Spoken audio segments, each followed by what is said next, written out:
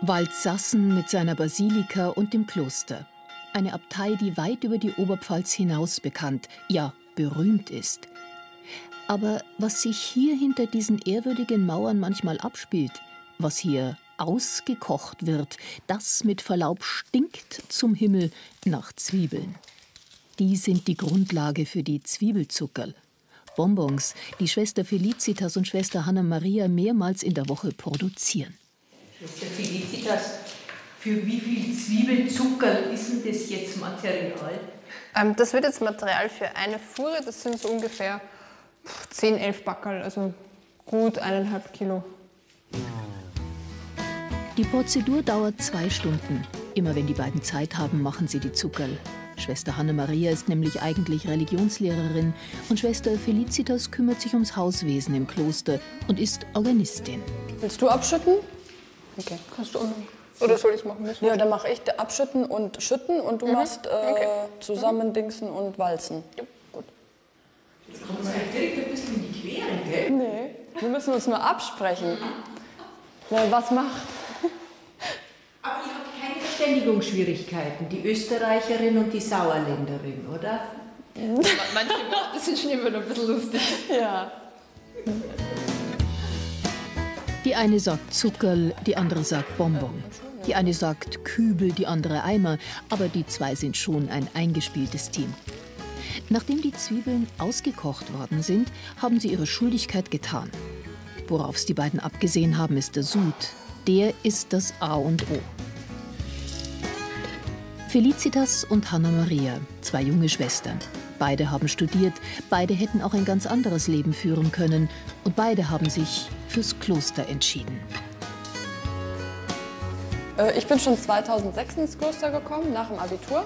Also ich habe erst meine normale Ausbildungszeit eben als Schwester, also quasi Postulat, Noviziat, zeitliche Profess gemacht und dann bin ich für 5 Jahre zum Studium gegangen. Ich war in Eichstätt und habe Diplom-Theologie studiert.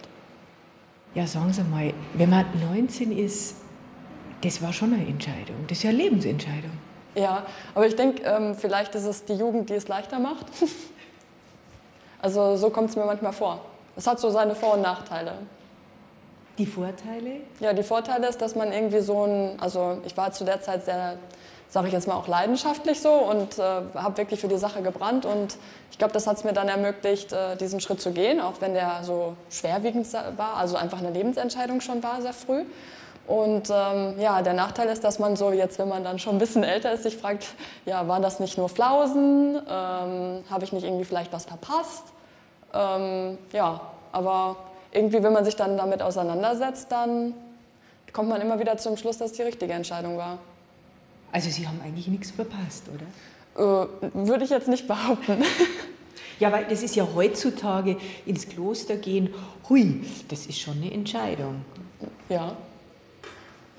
Aber ich glaube, sich für einen Mann ein Leben lang zu entscheiden, ist auch eine Herausforderung heutzutage. Auch das Eheleben ist ja beileibe nicht immer ein Zuckerschlecken. Halten wir uns lieber an die Bonbons.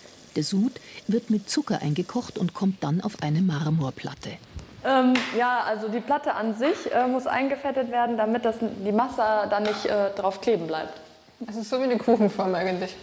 Das Rezept haben sie von Schwester Theresia übernommen und trotzdem ganz schön Lehrgeld bezahlt. Zu viel. Wir haben ganze Töpfe zum Teil wirklich dann wegschütten müssen oder wegschmeißen müssen danach, weil es einfach nur eine bappige Masse war, wo der Zucker halt sichtbar war. Und einmal haben wir uns dann gedacht, jetzt lassen wir es mal länger. Ne? Und dann ist das ganze Ding im Topf anbrannt. Und dann haben wir das nicht mehr rausgekriegt, dann haben wir den Topf samt diesem Gemisch da weggeschmissen. Wissen Sie, was lustig ist, dass man das bis oben in der Schule riecht? Also die Schülerinnen wissen immer, wenn wir unter der Woche Zwiebelzucker machen, ob wir unten sind oder nicht. Das zieht durch sämtliche Stiegenhäuser und überall riecht man es. Ja.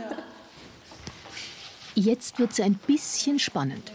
Hat das karamellisierte Zucker-Zwiebel-Sud-Gemisch die richtige Konsistenz? Der Spaß ist 150 Grad heiß. Brandblasen haben sich beide bei dieser Aktion schon geholt.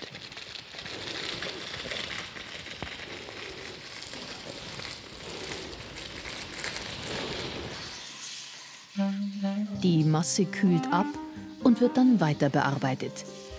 Mittlerweile haben Schwester Felicitas und Schwester Hanna-Maria schon richtig Routine. Aber wie viele Handgriffe und Arbeitsschritte so ein vermeintlich einfaches Bonbon doch braucht.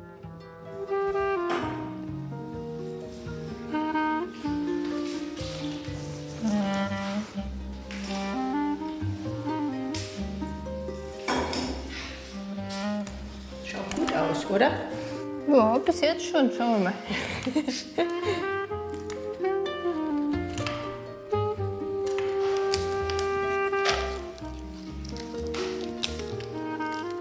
Jede Bonbonproduktion wird selbstverständlich probiert. Das gehört zur Qualitätskontrolle. Und schmecken sie? Also als Vorbeugung für die Erkältung finde ich es ganz okay. Bei Halskratzen, Heiserkeit und Husten schwört so mancher auf die Zwiebelzuckerl. Und schlecht schmecken sie wirklich nicht. Sie sind das Werk von 2 jungen Klosterschwestern und ein wenig altmodisch. Aber vielleicht ist gerade das Himmlische an ihnen.